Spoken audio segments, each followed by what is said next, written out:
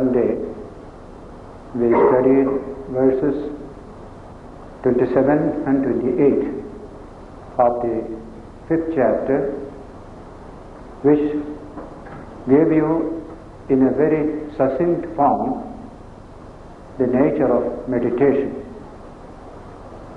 And as I said, the 6th chapter, which is to be taken up later, is a full exposition of this subject of meditation, Dhyana Yoga chapter. But before we take to the 6th chapter, we have the last verse of the 5th chapter, verse 29, a very remarkable verse from the spiritual point of view. The verse says, Bhoktaram Yatyatapasam Sarvaloka Maheshwaram Suhridam Sarvabhutanam Jnatva Mam Shanti Mrichati. Krishna is telling, as the incarnation of the divine, about which he had said in the 4th chapter, as an incarnation, he is speaking about himself. Know me as Bhoktaram Yajna Tapasam.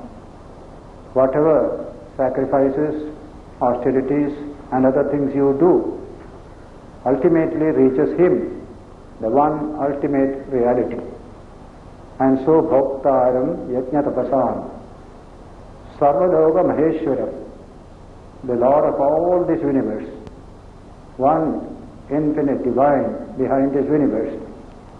Similarly, a third characteristic which is most important, Suhridam Sarvabhutanam, the friend of all beings. God is described here as the friend of all beings. No cause for fear. The God of fear vanished long ago, God of love. And therefore, he said, I am the friend of all. Knowing me as such, man attains peace. That's the last line.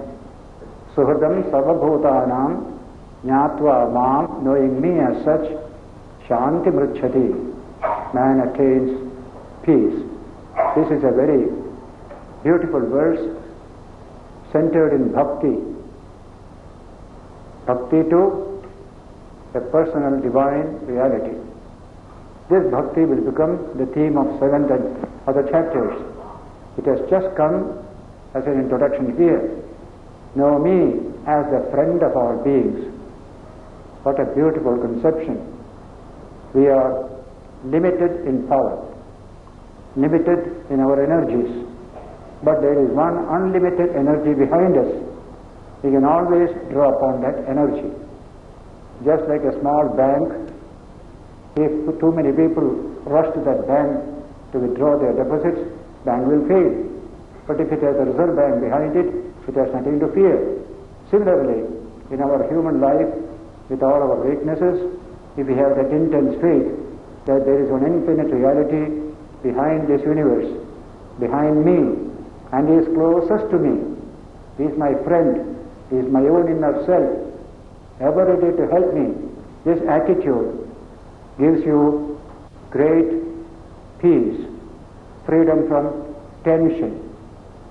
In the English literature, probably Wordsworth has given this line, says, there is no sorrow of the human heart which cannot find a timely end, if but to God we turn and ask of him to be our friend. The same language. Suhridam Sarvabhutanam Jnatva Mam Shanti Mrichati. In this world of tension today, we have to, as I think one of the Western writers said, if there is no God, we have to invent one. It is needed today.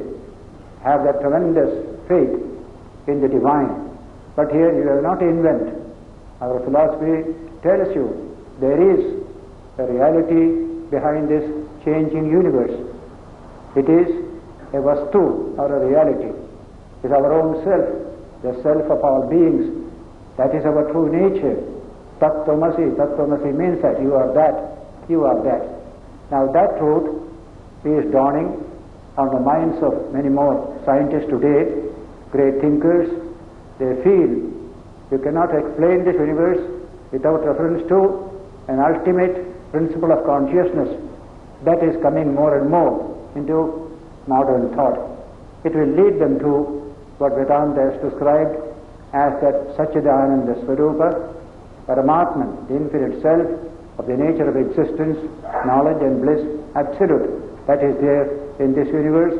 Whatever bliss we enjoy is only a particle of the bliss of the divine that is infinite in dimension, and so we can participate in the life divine, and by doing so we enrich ourselves, we become better.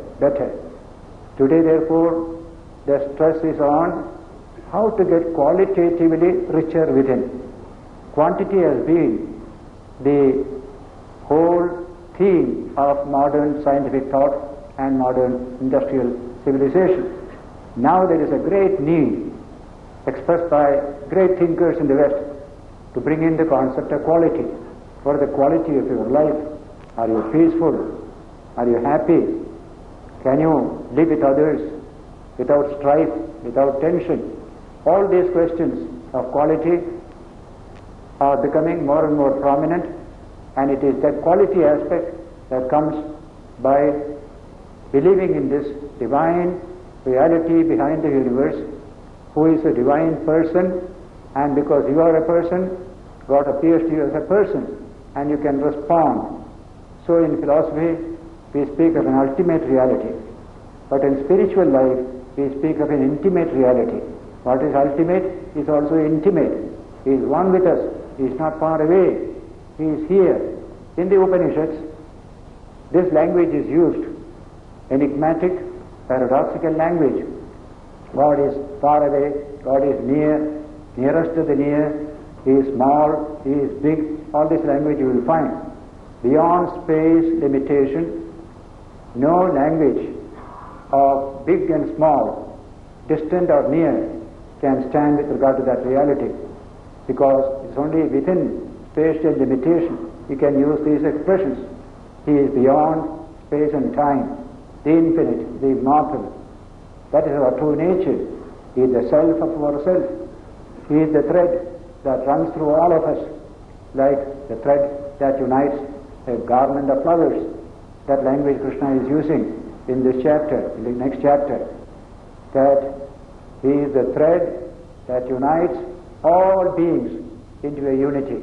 The more you touch that thread, the more firm, the more strong, the more peaceful you will be. Mai sarvavidam protam sutre manivana iva. We shall study this in the coming chapters. All this universe is threaded in me, like so many pearls in one thread. Pearls are different, but they become one through the thread. That thread of being is the divine in you, in me, in all. Based upon this chapter, 5th chapter, spoke of the feeling of equality. We are all equal. Brahman is equal, we are also equal. The presence of Brahman in you and me, in the highest and the lowest, is always a unit. There is no fraction of that unit.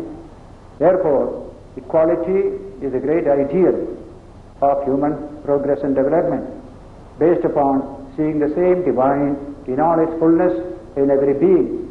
We have already expressed that idea in the verse 18 or 19. Samam, samatva, a feeling of equality, feeling of sameness. We are one, we are one, we are one. The senses reveal differences, but deep down, when you begin to think and investigate, you see unity.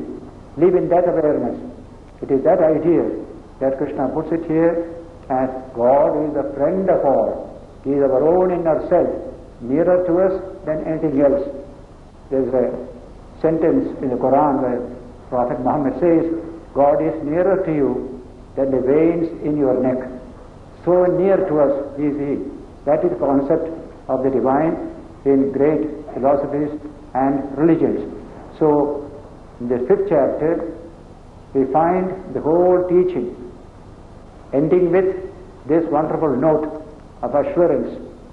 Bhoktaram yajna tapasam sarvaloka maheshwaram suhridam sarvabhutanam jnatva mam shanti vricchati. Knowing me as such, you get peace.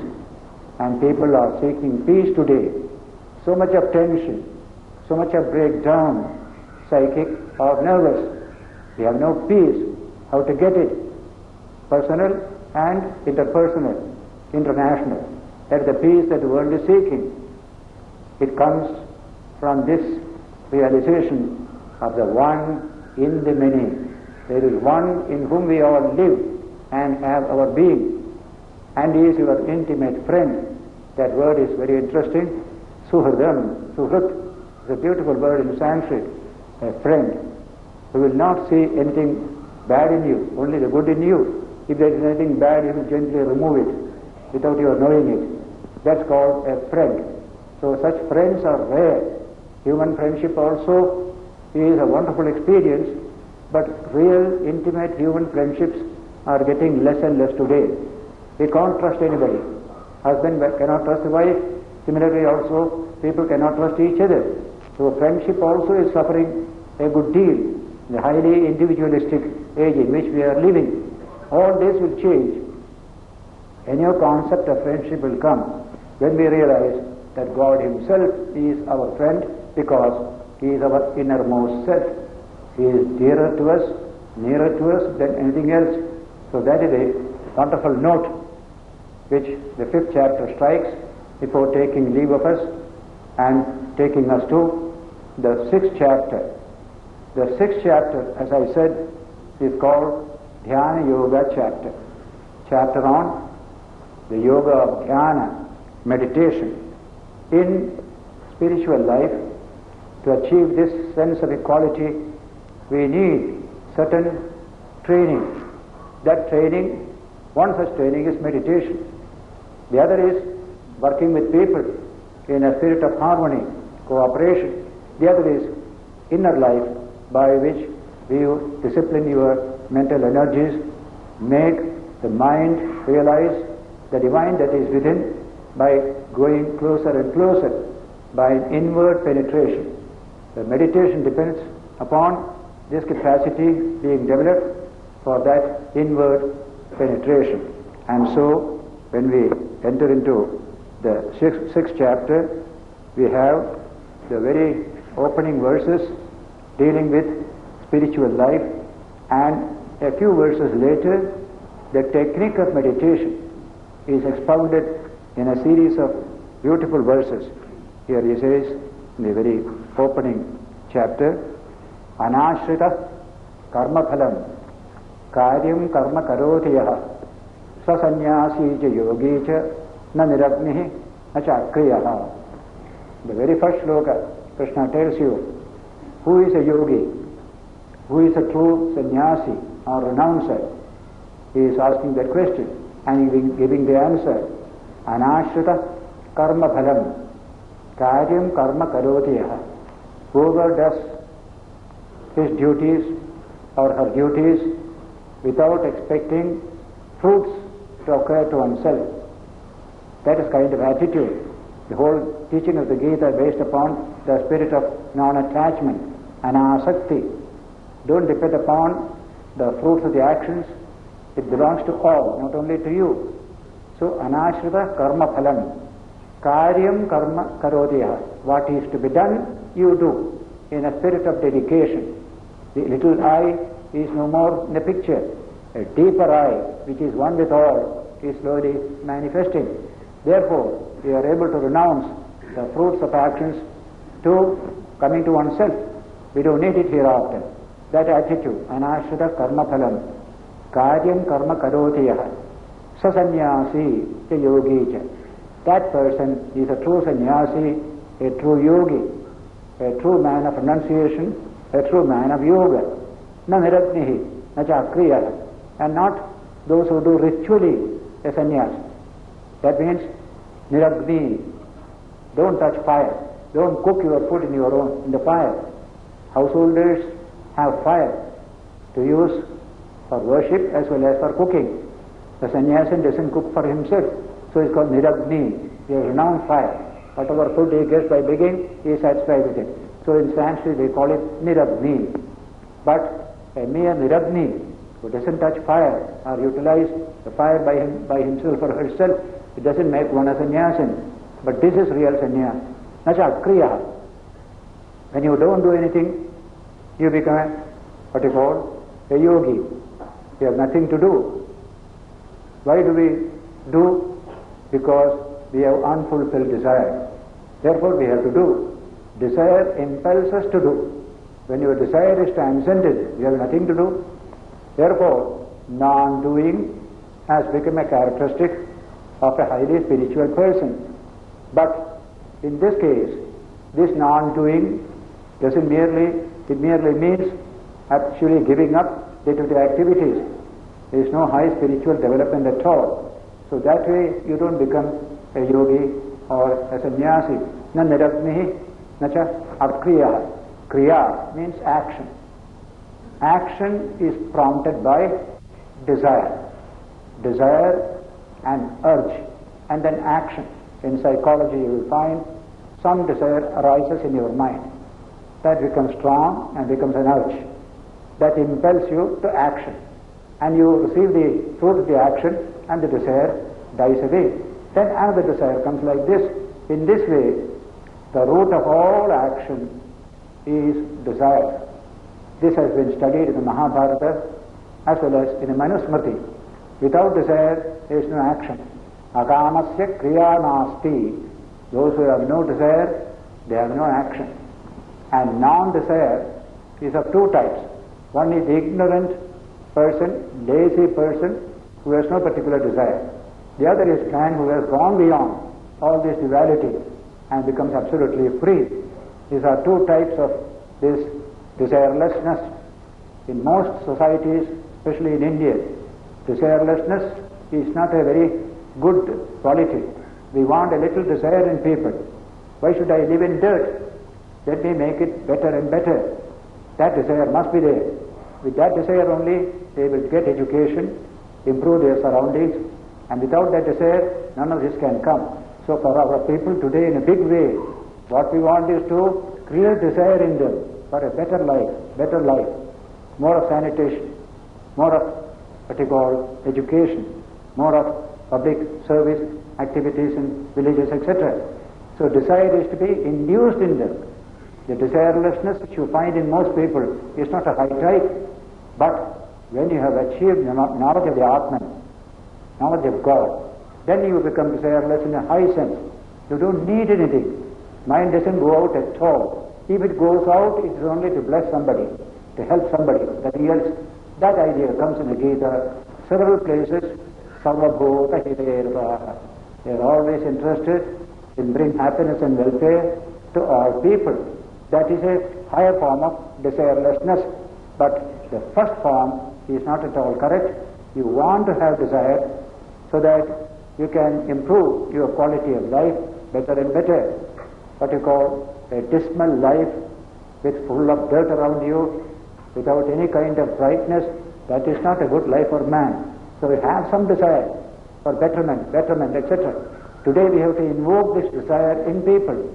But the same desire will cease to operate once you achieve higher and higher development in the spiritual field.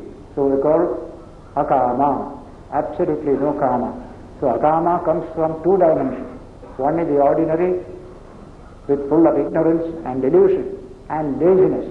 The other is the sattvic type of akama, going beyond all these cravings for this and that because you have realized the Atman. What more do you need? What can compare with God? If you get God, everything else is secondary. Absolutely they have no value at all. In many of the statements of mystics all over the world, Christian, Sufi, Hindu, Buddhist, etc., you will find there, I have got the most precious thing in the world, the Divine Himself. I don't depend upon anything else. Such a state is the desireless state. And yet, whatever desire is there is only to serve people, to make their life better and better and better. All great people belong to this category. The first verse, Krishna says, therefore, anashrita karma phalam karyam karma karoti yaha sa sannyasi cha yogi cha na niratni na cha kriya. Merely forsaking action, merely not touching fire, that doesn't make you great. That doesn't make you high. But those who perform actions without attachment to the fruits of actions, that person is a yogi and a sannyasi in the true sense of the term. This idea is carried further in the next verse, a very important verse. Yam sannyasamiti prahu yogam tam vidhi pandava nahi sannyasta sankalpo yogi bhavati kashana. That's what is called sannyasa. The same thing is yoga. Yam sannyasamiti prahu yogam tam vidhi pandava. Whatever is called sannyasa is also yoga. Sannyasa understood in a spiritual sense, not giving up this or giving up that. That's not sannyasa. That is the same thing as yoga. True sannyasa and true yoga are one the same thing. Nahi asanyasta sankalpo. If you don't give up your sankalpa, you cannot become a yogi or a sannyasi. Sankalpa means the outgoing desire. I must have this, I must have this, I must have this, endlessly going on. What I referred to in the last Sunday as the consumerist mania of modern civilization. The mind is constantly, formulating. I want this, I want that. That's called sankalpa. Sankalpa is the root of all desire. All desire comes from sankalpa. In the Mahabharata, there is a wonderful story. Towards the end of which, the man who is the central principle of that story, he says, oh, now I have understood. Oh desire, you are born of sankalpa. I shall not have sankalpa, then you will not come and trouble me at all. Too many desires. So sankalpa leads to desire. Desire leads to various types of activity, including the delusive life we live very often in society, which was well portrayed, according to what I said last Sunday, by German poet and dramatist Goethe in his book Faust, the drama, where he says there in the Soliloquy in the Woods, from desire I stumble to possession, and in possession languish from desire. That is a wonderful passage in that famous drama. So whenever we are full of these sankalpas, we can't control them, we can't regulate them, we become their slave, and they pull us this way, that way, and when you get something, you want something more. When you want something more, then you become unhappy. In this way, man is never fulfilled by running after things or expressing sankalpa through desire and desire prompted activity. That is the state of man in this consumerist civilization. The only way is to divert some energy to something higher. That higher is what we call the spiritual development of the human being, about which many scientists today are writing books. Numbers of books are coming out. The spiritual orientation of human life and human civilization. And so, nahi asanyasta sankalpo yogi bhavati kashana. You cannot become a yogi without giving up sankalpa. That sannyasa behind that yogi is what makes you a yogi. Sankalpa is a thing which has to be controlled, discipline. Just like how to stop this consumerist civilization going the wrong way. This consumerist mania must be controlled. What they make a distinction, wants and needs. Needs you fulfill. Check wants. Wants are endless. There's one great lesson we must learn. Wants are endless. Needs, they are no harm. They don't do any harm. So the distinction between needs and wants, we have forgotten. Everything is need now. All the wants also are only needs. Therefore the trouble has come. This is a wisdom that came to a great emperor in India in mythological ages, about 5,000 years ago.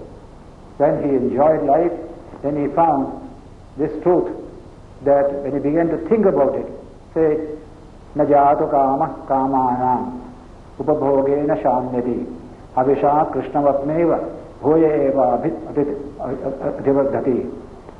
Desires are not quenched by satisfying them. They only multiply. Just like fire is not quenched by pouring butter on them. They only inflame all the more. That's the language he has used there. Now, the identical sentiment is expressed by a commission of inquiry in the United States after the Second World War, dealing with the recent economic trends in the United States. There in the report you will find one sentence. This inquiry has revealed that human desires are endless, that there are no new desires that will not make way for newer desires as soon as they are satisfied. That is the conclusion in that commission of inquiry. Therefore, these endless desires, if I go on rushing behind them, my life becomes very flimsy, very ordinary. We just like we speak of in our literature of the donkey who makes the chakki, oil chakki to move round. He just runs round like that. And he is given a little carrot in front. He looks at the carrot, tries to get it, that makes it move. So he gets his work done through the donkey. Donkey gets nothing. This human life is just like that, running after this, running after that, and every day he becomes less and less as a human being, a fraction of a human being. That consumerist mania, how to check it, how to divert it to higher levels, that question is central to all the discussions going on about conditions of man in modern civilization. Vedanta discussed this subject ages ago and gave us some wisdom, and never says don't enjoy, never says don't satisfy your needs. They are all perfectly welcome, but beyond a certain level, put a check. Nivritti is the word. The other is pravritti. Running after things is called pravritti. Putting a check on it is called nivritti, withdrawal. I don't need it. Only thinking people can say this, but our thinking apparatus is very much affected today by television advertisement. As soon as you see that, you want it. The want is created in you. And there is a protest in America in several writers against this work of the advertisers for getting people to purchase their goods, forcing them to purchase, as it were. And it's a very costly advertisement. Price is increased to pay for that advertisement, and you and I pay for it. We don't know all these things. They make you know this is your situation. The more complicated the civilization, less freedom man has to choose things what he likes. They are chosen for you by the advertiser concerned. So all these are the problems which are to be tackled. We need a philosophy which sees man not only as a seeker of sensory goods and satisfactions, but a seeker of higher values, music, art, ethical and moral values, spirituality. All these are part and parcel of our inheritance. We have the possibility to achieve all of them. Don't neglect them. Only concentrating on one level, organic level, sensual level, never do so. You will suffer for it. That teaching has to come from the great philosophies and religions of the world. Vedanta triggers this thinking in more and more people in this modern age.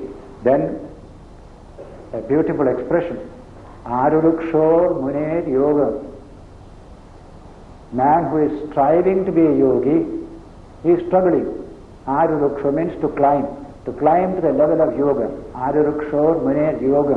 He says, Karma Karanamuchyate. Action is the means to help you to climb to the height of yoga. Arurukshor Muner Yoga. Karma Karanamuchyate. Karma has got great responsibility there. Without doing something, you can't climb to that state of yoga. But once you achieve that yoga, yogarudasya tasyaiva. When you become a yogarudha, means you have already achieved that status of the yogi. Then what will you do? Shamah karanamuchyate. You become perfectly quiet, perfectly silent. All the pressures building within have vanished there. Absolute peace comes to the heart. So these are the two stages. At the time you are striving to be a yogi, you have to work hard. Once you become a yogi, all work ceases for you. You don't need anything. Your mind doesn't go out at all. I don't need. That knowledge comes to you because you have achieved something priceless in yourself. That is the experience. Our philosophers never tell you to be dried up ascetics. You give up something because you got something better, something higher, something more valuable.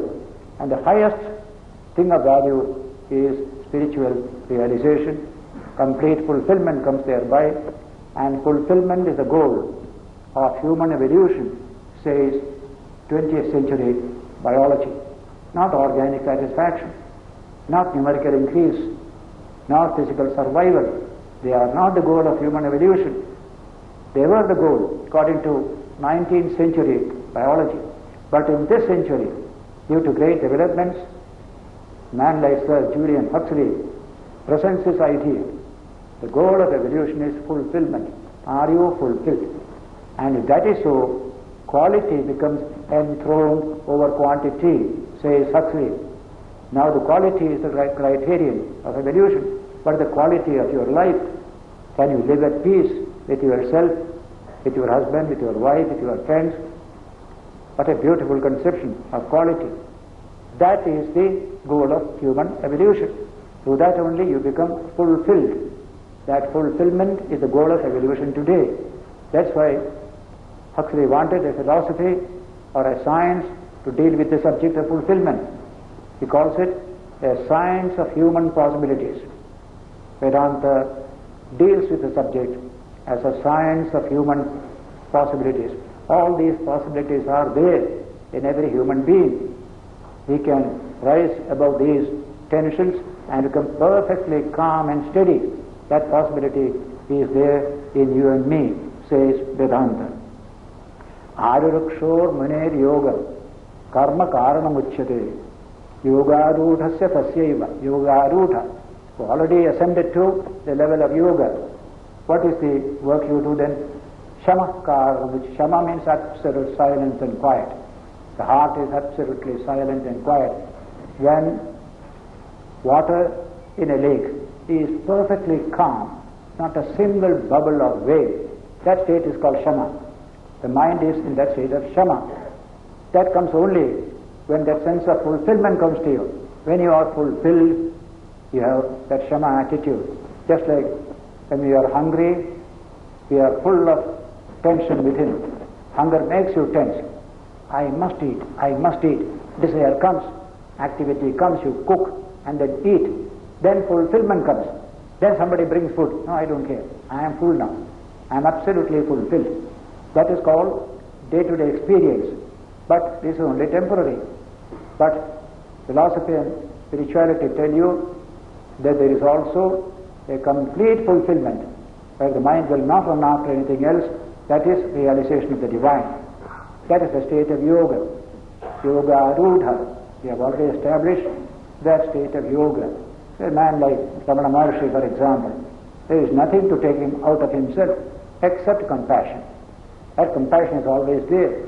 In a Buddha, there was a tremendous compassion. With that compassion, he spoke words which would do good to people. Otherwise, there is nothing. Absolutely free, a fulfilled person. Kritartha, kritakritya. These are the words for fulfillment in Sanskrit. So, this idea of yoga arudha, established in yoga. What is the nature of a yoga arudha? The next sloka explains the nature of a yoga arudha. Verse 4. Yadahi nendriyartheshu na karmasu anushajjase sankalpa sannyasi yoga arudha staduchyate. The man is said to be a yoga arudha when na indriyartheshu, he has not any interest in sensory objects, indriyartheshu, na karmasu, nor actions to appropriate those objects. He has not interest at all. Then sarva sankalpa sannyasi, renouncing all sankalpas, all this kind of motivations from within. he has completely renounced, that person is a yoga rudha, who has established himself in the state of yoga. This is a possibility. We may not achieve it fully, but it is good to go towards that even a little for getting real joy out of this life, real peace in this life of tension and struggle. So in the next verse, therefore, verse 5, a great message comes from Krishna to all people. 2 verses are there, and it is couched in beautiful language, and the sentiments in the verses are sentiments which every father and mother can convey to children. This is very important, as you will see. Verse 5 says, Uddharedatmanatmanam natmanam avasadayet atmaiva hyatmano bandhu atmaiva ripuratmanah. Raise yourself by yourself. Don't let yourself down, for you are your own friend, you are your own enemy. That's a wonderful utterance here. We always have the tendency to put trouble as coming from somebody else. And today, especially in modern civilization, this is a constant attitude of mine. Why I am like this? My father and mother were bad, or the society is bad, that is bad, or God is bad. We put everything on others. I am myself not responsible for anything. Children even say in civilization today that if anything is wrong with me, parents are responsible. That's what. I have no responsibility. Therefore, I can escape. As against it, it is good to have this new idea. Uddhareta atmanatmanam. Raise yourself by yourself. Suppose you have some bad treatment when you are young. Well, you can overcome them. Have that positive attitude. I am not to be shaped by others all the time. I had some misfortune. I have seen it. I am going to overcome it. That strength is in me. That faith in oneself. That idea has gone away. Putting blame on everybody else. Why did you fail the examination? Teacher did not teach. Of course, it is true in the case of India. Many teachers don't teach well. Or question papers are very heavy. They have not been covered by teaching. All these questions we say. But there is also another answer. I did not study well. That question, that answer nobody gives. It is good for people to give that answer also. I did not study well. I take the blame on myself. I shall correct myself. That gives you strength.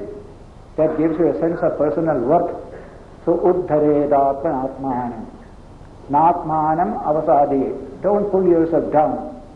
Why? Atmaiva hyatmano bandhu. You yourself are your friend. Oneself is one's own friend. And oneself is also one's own enemy. What a wonderful expression. Atmaiva hyatmano bandhu. Atmaiva ripuratmanah. It's verily true. I am my own friend. I am my own enemy. Unless if somebody troubles me, if I don't take it into my mind, it will not trouble me at all. If I take it, it will trouble me. So my taking is responsible for this trouble. Don't take it. Try to keep it away from you. That strength we don't have. So we are influenced by everything else. So it is good to develop that inner strength. It is just like in medical language we say, you may have a number of microbes around you which can create disease. But if you are strong in physics, no disease will come to you. No microbe can do harm to you. So strengthen yourself. That's Krishna's teaching. Uddharedatmanatmanam. Natmanam avasadiye. Atmaiva hyatmano bandhu. Atmaiva ripuratmanah. When India was struggling for freedom, first group of political leaders said, begging the British, please give us freedom as a gift. Give us freedom as a gift. Then came the real political movement from Lokmanya Tilak onwards, who said that wonderful mantra, Swaraj is my birthright. I shall have it. That's what brought ultimately freedom to this country. Depend upon yourself. Don't depend upon others. You are making yourself small. Make yourself big in your own way. That's why it finally ended in Gandhiji's Quit India movement in 42. Within 5 years, the country becomes free. So, in personal life, it is the same story. Uddharedatman atmanam, natmanam avasadayet, atmaiva hyatmano bandhu, atmaiva ripur atmanaha. But then we begin to question, how can I be my own enemy? I can be my own friend, but how can I be my own enemy? Somebody must be my enemy. That is answered in the next verse. Bandhuratma atmanastasya yena atmaiva atmanachataha anatmanastu shatrutve varteta atmaiva shatruvat. They're all profound psychological insights embedded in these verses. Bandhuratma atmanastasya yena atmanachataha yenaiva atmanachataha. He is a friend of himself who has disciplined himself and mastered himself. This sensory system, this psychic system, when you discipline, you develop order there, then you become your own friend. But the other way, anatmanastu shatrutve, when you leave the mind and the sensory energies to themselves, you didn't discipline them, you didn't train them, then you become your own enemy. You become your own enemy. This is the teaching, how much it means to all of us in the development of character. Always complaining against others. In fact, the complaining attitude is a very poor attitude for a human being. And many people have this complaining attitude. Always complaining against this, against that person, this situation, etc. And then resentments. Resenting this has been done, I carry it in my heart. One resentment. Second resentment. I read a sentence in an American journal years ago. I said, blessed is the heart that doesn't collect resentments. You go on collecting resentments from morning till evening. By the time you are 40 or 50, heart is full of complaints, full of resentments. What has happened to you? You are your own enemy, number one. Why did you collect all this and put there? You could have just analyze them and throw them away. So who is your enemy? Yourself. Somebody abuses me and goes away. I take it in. I culture it in my system.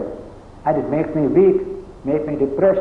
That man is dead and gone. I am still cherishing the words he uttered into me. Who is your enemy? Yourself. You didn't have any control of your mind or your inner system. So when you live in this world, you see children, for example, one child abuses another child. That child leaves and goes to mother with a complaint. Now we are like children like that, constantly complaining about this, about that. That maturity has not come. Krishna wants man to be psychically mature.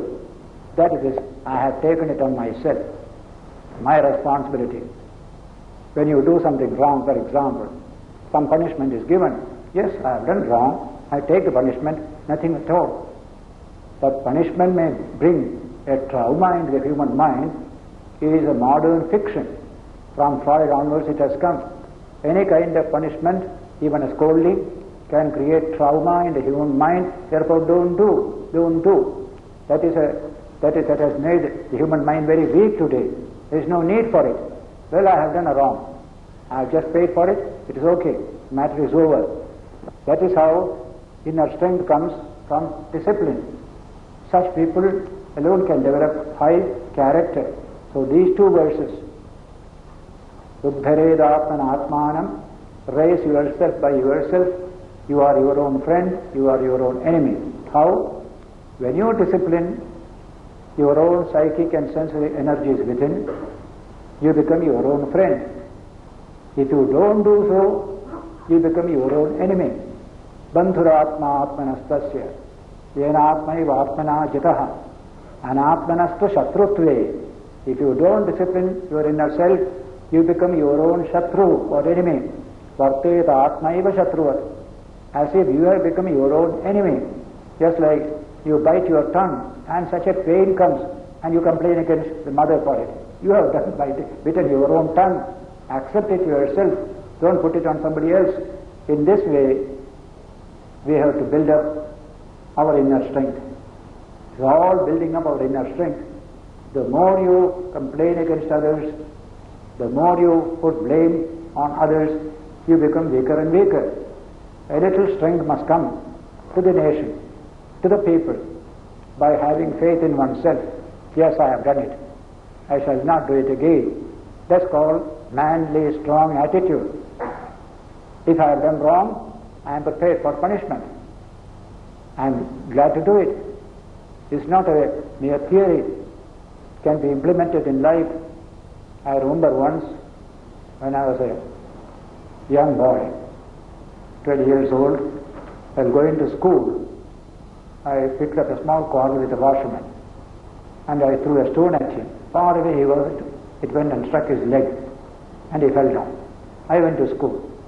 By the time I returned home, the complaint had come to the mother that we were washing clothes, this boy threw stone at us and we have got broken our leg. So mother was very serious about it. My son should do no such wrong. He must be punished for it. So when I returned from the school, I found a very somber atmosphere at home. Elder brother, mother, very quiet, very somber. I said, what's the matter? That boy complained that you threw a stone. Yes, mother, I did it. I never intended it. I didn't know the stone will go so far, but it went. I said, if you want any punishment, I am prepared to take. The complaint had come to the mother that we were washing clothes, this boy threw stone at us and we have got broken our leg. So mother was very serious about it. My son should do no such wrong. He must be punished for it. So when I returned from the school, I found a very somber atmosphere at home. Elder brother, mother, very quiet, very somber. I said, what's the matter? That boy complained that you threw a stone. Yes, mother, I did it. I never intended it. I didn't know the stone will go so far, but it went. I said, if you want any punishment, I am prepared to take. I took openly, any punishment, I am prepared to take. I am sorry for it. Then they said, you have to take 12 cuts in your hand. Very good. In the presence of the mother, I lifted the hand. They gave me 12 caning, and I rubbed the hand, sat by the mother, forgot the whole thing. I remember that story. Now, Gita I read later, but it is possible for us to have that attitude by which you train your inner energies and then you become your own master. That's what Krishna wants everyone to be. Anatmanastu shatrutve vartet atmaiva shatruvat. Don't become your own enemy by not handling this psychic energy packet that you have got. Handle it, refine it, purify it, discipline it. Then your whole system becomes your friend. Nothing can do harm to you. This is a profound idea, and in modern thinking you find one Austrian scientist developing this idea. He was a prisoner of the Nazis, Viktor Frankl by name. Along with other Jews, he was also subjected to tremendous persecution by the Nazis. But many of them perished. He somehow did not die away. He had a particular philosophical attitude which made him survive that serious trouble. Then, after the end of the war, he came to America. He was in New York. I think he is still alive, Viktor Frankl. He wrote a famous book, Meaning, Search for Meaning, that book. I happened to read it. There he says, everything depends upon the control of your own attitude to events outside. Events come to you. How are you reacting to those events? That is in your hands to control. If you don't do so, those events will overwhelm you. In that situation where I was persecuted by the Nazis, I controlled my attitude and reaction to these events. A little detachment came in mind. Therefore I could survive. Others couldn't do it. They couldn't survive. So attitude control, he calls it. That is in your hands. Anybody can abuse me, but I can control my attitude towards that event. That will save me from all trouble. So he calls it attitude control. And he gives a wonderful example. the effectiveness of this attitude control. He says, during the war, Second World War, in the American hospitals in Italy, there were wards in which soldiers seriously injured were treated, mildly injured were treated. Different wards were there. They made an investigation how these patients react to that particular situation.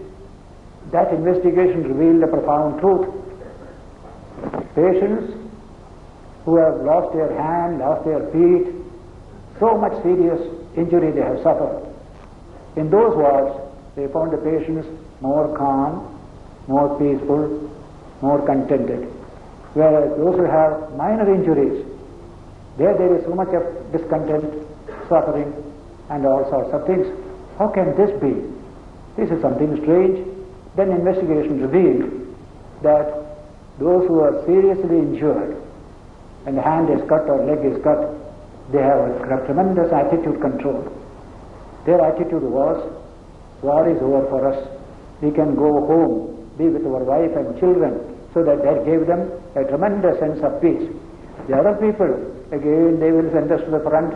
That thought constantly troubling them. They were always in trouble. That is the story of attitude control. So anybody can practice this attitude control. Krishna is introducing in these two verses this beautiful technique.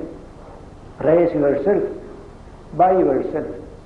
Don't let yourself down, or you are your own friend, you are your own enemy. Those who can discipline their inner energies, they become their own friend. Those who do not do so, they become, as it were, their own enemy. So don't be an enemy to yourself. That is the instruction Krishna gives to all of us. This is how we build up our inner strength. And I personally feel today every child must be told, you are your own friend, you are your own enemy. That will give them inner strength more and more. At present it is not there.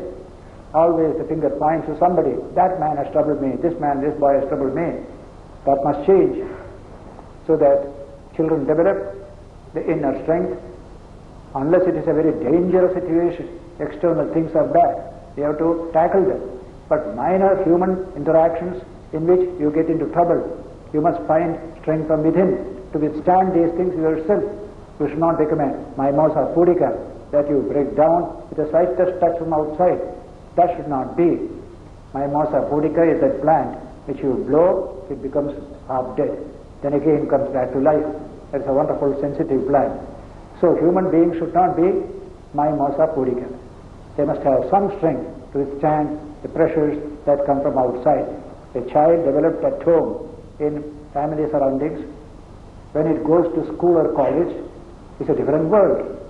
So many pressures come upon the child. He must be able to stand it, withstand it, and develop new strength. That's why we send children to school. Otherwise they'll be good for nothing, only staying with intimate people at home. So the wider world is there. You have to make your way there also. What an amount of inner strength you need to stand the pressures that act on you in the modern societies. Very bad condition. The only solution, strengthen yourself. Strengthen yourself. Before you send a child out into the world, strengthen it. And that strength is essentially spiritual strength. Not mere physical strength, not mere intellectual strength, but real spiritual strength. Children with some spiritual strength can withstand the pressures of modern civilization. Without it, they can be simply consumed by that civilization. So, Gita tells to every parent to give this teaching to children. Boy or girl, before you go into the world, strengthen yourself. There are so many currents and cross currents there. You will be washed away in that current. You don't want it to be washed away.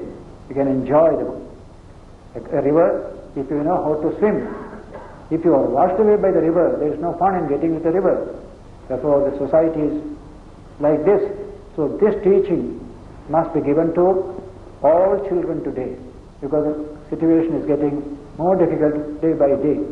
In our old days, settled days, there was no such current and cross current outside. Today there is plenty. In 5 days, a child can be completely ruined by society outside. What is the remedy?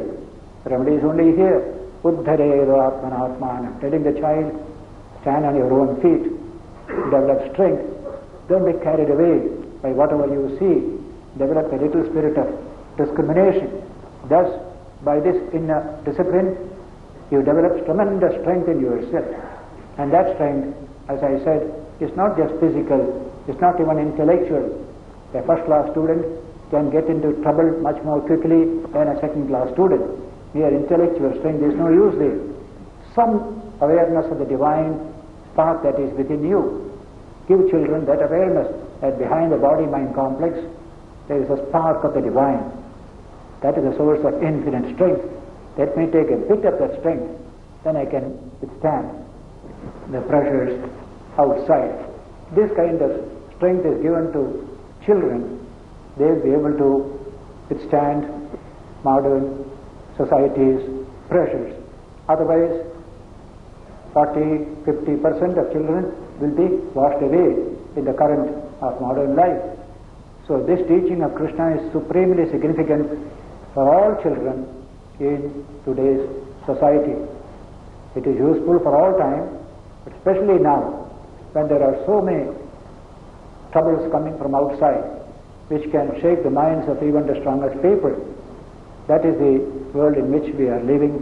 So spiritual strength is a real strength.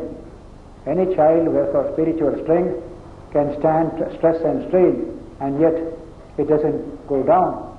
Can stand a little scolding or even a little caning, then it will not become traumatic to him. But today very few children have the power to withstand all this. They quickly develop trauma, complexes in the mind, and they become apathetic. They forget their duty and responsibility, sit quiet, all these difficulties come. Society is like that. And so this idea of spiritual strength, which is given to us in Vedantic literature, people should understand. As I said last Sunday or previous Sunday, there are 3 sources of strength in every human being. First is muscular strength, bahubalam. That is called most ordinary and the most palpable form of strength, bahubalam. Second is buddhibalam, intellectual strength. You have studied, you understand the subject, you can handle, that's called intellectual strength. But these two are very ordinary. The second, better than the first, but even the second is useless in the world in which we live. And so there is a third source of strength in everyone, says Vedanta. That's called Atma Balam or Yoga Balam. The strength coming from your spiritual development of the Atman. That is supreme strength. See, the strength of all strength is called it. So, Bahubalam, Buddhibalam, Atma Balam. We do need Bahubalam for children. Let them do exercise, let them play games, let the body be developed. Similarly, study books, think and develop your mind, your intellect, be creative. That's very necessary. But don't stop at that. Try to get a little spiritual strength. Bahubalam, Buddhibalam, Atma Balam or Yoga Balam. 2 words are used there. A little bit, they don't need much, just a little. Then they can stand the pressures from outside more and more. This is the wonderful verse, 5th and 6th in the Gita, which I personally feel children must hear and let them think. From the age of 6 or 7 onwards, this idea must be slowly given. By the time they are 12, they will be able to understand a little bit. Yes, I can depend upon my own inner strength. I have developed some inner strength. That kind of thing must come. By the time they are fully mature, 20, 21, it becomes a wonderful possession in them. This is what the world needs today. So these 2 verses are of special significance to humanity in all parts of the world in today's civilization. We shall take up this subject next Sunday. Actual meditation is described in some of the most fascinating verses in the coming section of this 6th chapter that we shall do next Sunday. Today there is Arati and Ekadashi Ram Nam, let him